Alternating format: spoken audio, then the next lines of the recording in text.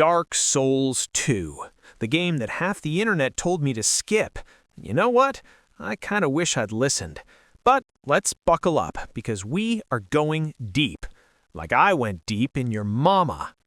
I beat it. It's done. It's over. And I am here, ready to give you my full, honest, no-holds-barred review of Dark Souls 2. Let's go. The good stuff. 5 points. Good number 1.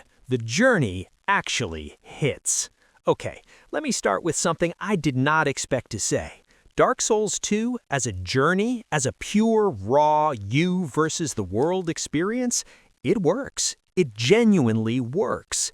You feel like a small fish in an ocean full of predators just waiting to eat you alive. Every corner, every fog gate, every new area, it's like the game is constantly reminding you, hey, you don't belong here. You are not the hero. You are barely surviving.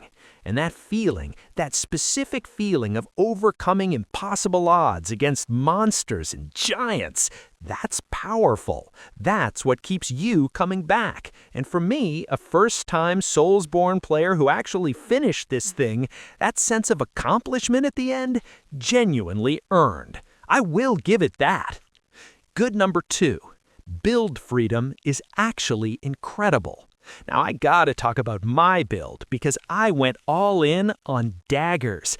Daggers in Dark Souls 2, which, as many of you probably know, means I had to be up in everyone's grill at all times. Like no range, no safety net, just me, 2 tiny knives, and a prayer. But here's the thing, the game let me do that. The build system in Dark Souls 2 is genuinely free. You want to be a dagger maniac? Go ahead. A hex-casting sorcerer? Cool. A guy in full heavy armor swinging a sword the size of a bus? Absolutely valid. The game doesn't punish you for experimenting. You can mix and match, you can respec, you can try weird stuff. And that freedom of expression in how you build your character is one of the best things this game has going for it. That's a real W. I'll take it. Good number 3. The armor and reinforcement system slaps. And speaking of builds, can we talk about the armor system for a second? Because this is the one area where Dark Souls 2 actually does something better than almost every other From Software game. When you reinforce your armor in this game, you feel it, like actually feel it. You stop getting staggered. You stop getting knocked around like a rag doll every time something looks at you wrong. You take less damage in a way that is tangible and satisfying. It's not just a number going up in a menu. It actually changes how the game plays for you. That is good game design. You upgrade your gear, you feel powerful. More games need to understand that concept. Dark Souls 2 nailed it here. Good number 4. The DLC is legitimately great. The DLC. Oh, thank God for the DLC. Look, the base game has some real problems, and we're gonna get to those, don't you worry. But the 3 DLC packs, Crown of the Sunken King, Crown of the Old Iron King, Crown of the Ivory King, these actually deliver. Better areas, better bosses, more interesting environments, more engaging storytelling through the world design. It's like the developers got a second chance and said, okay, let's actually try this time. The DLC reminds you what this game could have been if the main campaign had that same level of care and attention. Can't fix the base game, but it helps. It genuinely helps. Good number 5. The challenge is real and rewarding.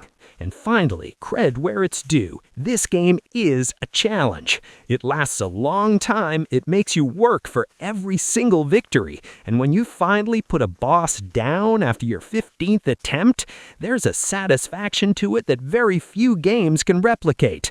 I'd call it just above average as a Soulsborne game overall. That's not a ringing endorsement, but it's not nothing either. If you've got patience and you're willing to grind through the rough patches, there is a rewarding experience buried in here. I found it. It just took a lot of digging. The meh, 5 points. Meh number 1, The story is there, sort of. Okay, story time. Literally, because Dark Souls 2 has a story. Technically, in the same way that a puzzle that's missing 30% of its pieces still technically has a picture on it. You're the bearer of the curse, you're going hollow, you need souls, you need to find these primal bonfires, there's a queen named Nashandra, there's a king named Vendrick, and none of it is explained to you in a way that feels satisfying or complete while you're actually playing the game. It exists, I'll give it that. Number 2, the level design is middle of the road. Some areas are genuinely interesting. Drangleic Castle has some cool moments. Shrine of Amana is hauntingly beautiful, even if it's a nightmare. But a lot of it just exists. You walk through it, you kill things, you move on. You don't really remember it. It's not bad, it's just not good. It's fine. It's a man. Number 3, the combat is slightly clunky but playable. The combat. It's Dark Souls combat, which means it has a foundation of greatness. But Dark Souls 2 specifically has this slightly off feeling to it. The iframes on your dodge roll feel inconsistent. The hit detection occasionally does things that make absolutely no sense. And the healing animation from your Estus flask takes way too long. Like, why? Why? It's playable, you adapt, but compared to what From has done before and after, it feels like a step sideways at best. Number 4, boss encounters lack personality. Most of the bosses in this game, and this one hurts me to say, have no personality. You walk in, you fight a big thing, it dies, you get a soul, you move on. No final words, no dramatic monologue, no sense of who this creature was before you showed up to ruin its day. You get one boss, Nashandra, at the very end who actually says something before and after the fight. One in the entire game. That's not enough. That's barely a crumb. When the only character who talks to you at the end is the final boss, your story has a problem. Sliding towards bad. Number 5, the multiplayer aspect works, but it's not what I'm here for. Look, the multiplayer invasions, the co-op summoning, the Covenant system, it all works. If you're into that side of Soulsborne games, Dark Souls 2 has a lot to offer you. The game was clearly built to emphasize that aspect, and on that front, it succeeds. But for solo players like me, who are here for this single-player campaign, it's window dressing. I appreciate it's there, but it doesn't elevate the experience for me personally. The bad, 5 points. Bad number 1, the busy work ending is infuriating. Okay, let's talk about the ending. Or more specifically, let's talk about what you have to do to get to said ending, because this is where I genuinely lost my mind. You need the King's Ring. Fine. You need the Ashen Mist Heart from the Ancient Dragon. Okay, annoying, but fine. You need the Giant's Kinship from the Giant Lord inside a memory. Wait, what? You need to defeat King Vendrick. All right. And if you want the secret ending, you have to track down Alvia and talk to him at 3 specific locations, the Primal Bonfire, the Undead Crypt, and the Dragon Shrine, then beat Nashandra, then beat Alvia. That is not a quest. That is a checklist. That is goddamn homework. In a normal game, the secret ending is rewarding because you did something meaningful to unlock it. Here, it's like, you did enough errands. Congratulations. Here's your slightly different cutscene. It didn't feel like achieving a goal. It felt like busy work, and I will die on this hill. Bad number 2, the health penalty for dying is genuinely stupid. Let me explain something to you.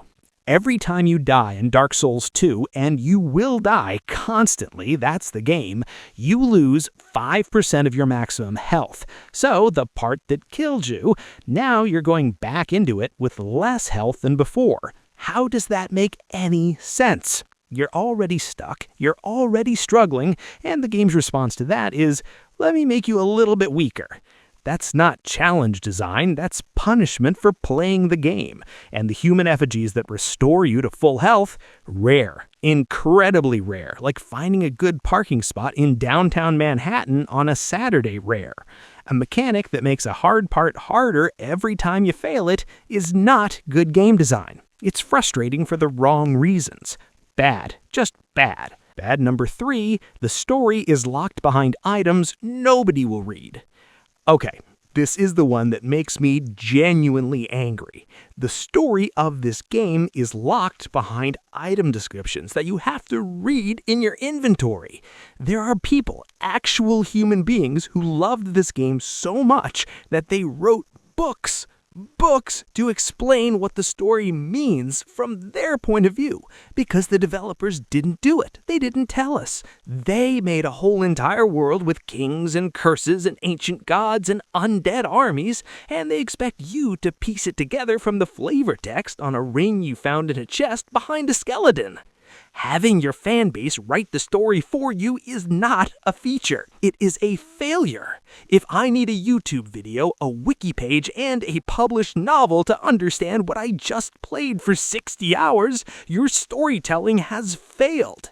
Reading every item in the game to understand what's happening is not immersive lore design. It's a chore, and I called it exactly that. Bad number 4, enemy placement feels like a bad mod. There are areas in this game where it genuinely feels like someone just opened the level editor, grabbed a handful of enemies from the asset folder, and just dropped them onto the map at random. Multiple enemies crowding you from every direction in tight corridors. Enemies that respawn almost endlessly before you level up soul memory enough to stop them. It's not strategic, it's not clever, it's not challenge by design, it's challenge by overwhelming you with inconvenience. There's a difference, and too much of this game falls on the wrong side of that line. Bad number 5, this game feels like a cash grab, not a vision. And this is my last point, and it's a big one. Dark Souls 2, at its core, feels like a product, not a passion project, not a vision, a product, built to capitalize on the massive success of Dark Souls 1. Pushed out to emphasize the multiplayer ecosystem that Bandai Namco knew would keep people engaged and keep that revenue flowing. The highs are moderately high, the lows are pretty abysmal. The level design is mostly uninspired, the bosses are mostly forgettable. And the things that were good in Dark Souls 1, the interconnected world, the pacing, the sense of mystery, are almost entirely absent here. This game didn't deliver better mechanics, better areas, better bosses, or better story than its predecessor. It delivered a weaker version of the same formula, with multiplayer duct-taped on top. I can see why people told me to skip it. I genuinely can. Final verdict, so here's where I land. Dark Souls 2 was my first Soulsborne game that I actually finished, and yeah, I didn't hate it, I can say that honestly. I enjoyed the experience in the way you enjoy a really long, difficult hike. It was a journey, and overcoming it felt real. I created my character to look like Sun Jinwoo, went full dagger build, and basically played the world's most stressful knife fight simulator for 60+ hours. And there were moments in there that were genuinely awesome. But this game has real problems. The story isn't told, it's hidden. The busy work is real, the health penalty is backwards, the enemy placement feels lazy, and the whole thing reeks of a studio being pushed to deliver a sequel faster than they were ready for. Dark Souls 2 gets a 5 out of 10 from me. It's just above average. It's a game with genuine highs and genuinely bad lows that mostly cancel each other out. If you're new to Soulsborne, go play Dark Souls 3. Go play Elden Ring. Come back to this one when you're a masochist with time to kill. And if you're already a diehard Souls fan looking for more pain, well, you already know if this is for you. You don't need me to tell you. I'm Jackal. This has been my Dark Souls 2 review. It's done. It's over. I'm going over your mama house to warm my sausage in your mama hot pocket.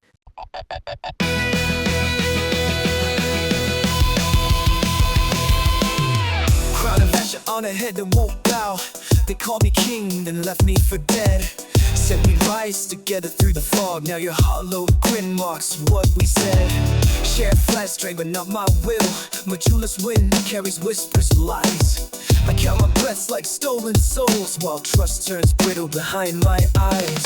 Is this life worth fighting